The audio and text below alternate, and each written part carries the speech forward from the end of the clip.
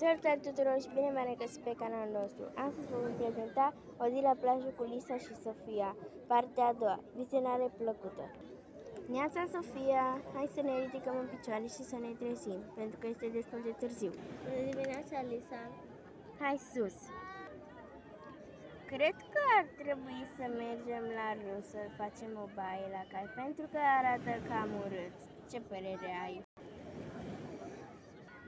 Așa e. Da.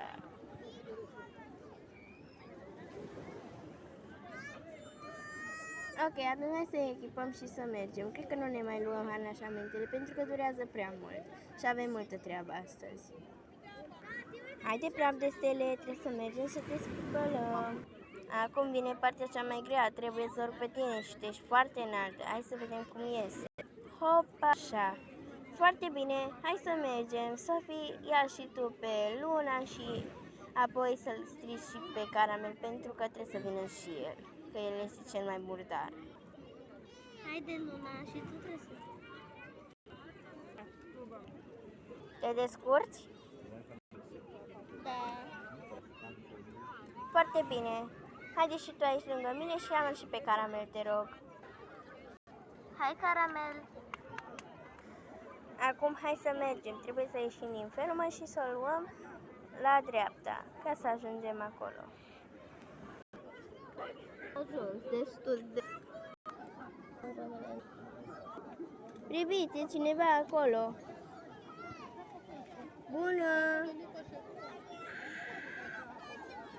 Bună! Putem fi prietene dacă nu ai casă, dacă vrei să locuim împreună. Desigur. Noi am venit aici pentru că caii noștri au nevoie de o spălare și apoi trebuie să mergem să căutăm mâncare și apoi ne întoarcem acasă. Vrei să ne ajuți? Da. De ce te-ai mișcat? Trebuie să mă dau jos acum. Ai răbdare spre stele? Bun. Haide! Haide, Luna, și eu trebuie să mă dau jos.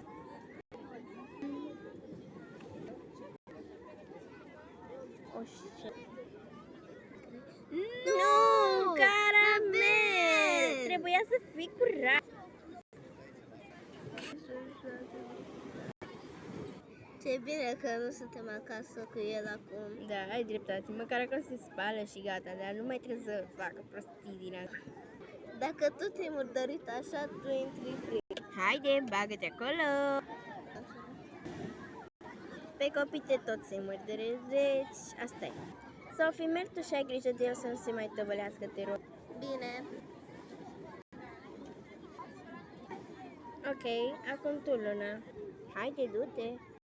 Ce bine că tu ești mai curățică. O voi trimite pe Luna la tine imediat, că acum se bagă și ea. Foarte bine, Luna. Acum du-te la stăpâneaca. Ai tu grijă de ei, te rog. Acum tu, praf de stele. Bagă-te acolo, că ești destul de murdărică. Dar pe tine cum te cheamă? Pe mine mă cheamă Alexia. Crezi că calul tău ar trebui spălat? Cred că da.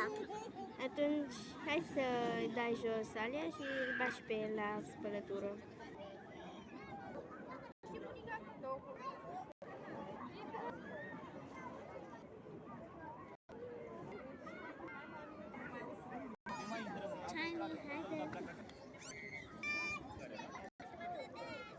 Uite, dacă vrei, ai putea să călărești pe Caramel, poate ai putea să stai mai bine și Hammer și 7, poate ai putea să le pui pe un alt cal, știi?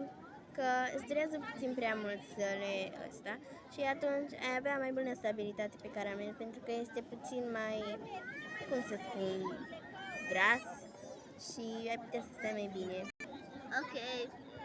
Așa, deci, Caramel este acest cal și Hammer și Sha pot să le pui pe Shiny, cred că așa-l cheamă. Acum, trebuie să găsim niște mâncare. Cred că niște midi cu carne ar fi bune sau, nu știu, hai că... este aici un deal.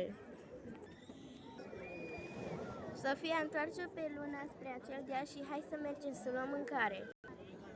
Fiecare ia câte una și o farfurie. Hai să vedem. De fapt, aici putem pune toată mâncarea, că cred că încape. Hai să începem să strângem. Acum e bine. Care cal să tragă? Eu cred că Shiny, el duce doar aranjamente în spate. Da, cred că e o idee bună. Shiny, haide, trebuie să legăm astea după tine. Perfect, acum hai să mergem. Am ajuns, acum putem intra, o să-ți arătăm zona și apoi vom dormi. Bun, poți să descarci, aici lăsăm caii, acolo mănâncă caii, aici ne lăsăm harnașamentele și dormim, iar mâncarea cred că vom pune în colțul ăla. Ce părere ai? Ui, e foarte frumos la voi. Așa, poți să descaliți. Ok, acum putem să ducem caii și să-i lăsăm. O să-i scot eu harnașamentul lui și mâncarea. Ia-o tu, Sofia, te rog.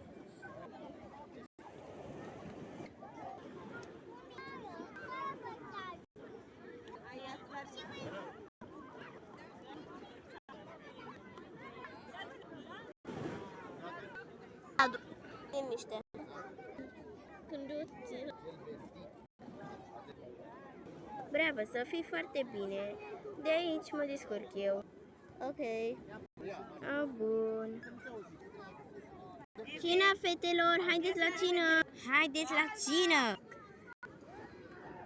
Așezați-vă, vă rog, și hai să golim această farfurie cu mâncare. De fapt, să nu golim, că ne mai trebuie și pentru mâine și pentru poimine.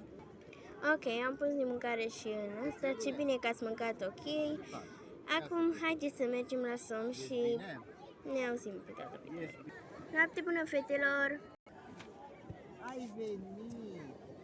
Se face noapte. Sper că v-a plăcut acest episod. Nu uitați să dați like și subscribe.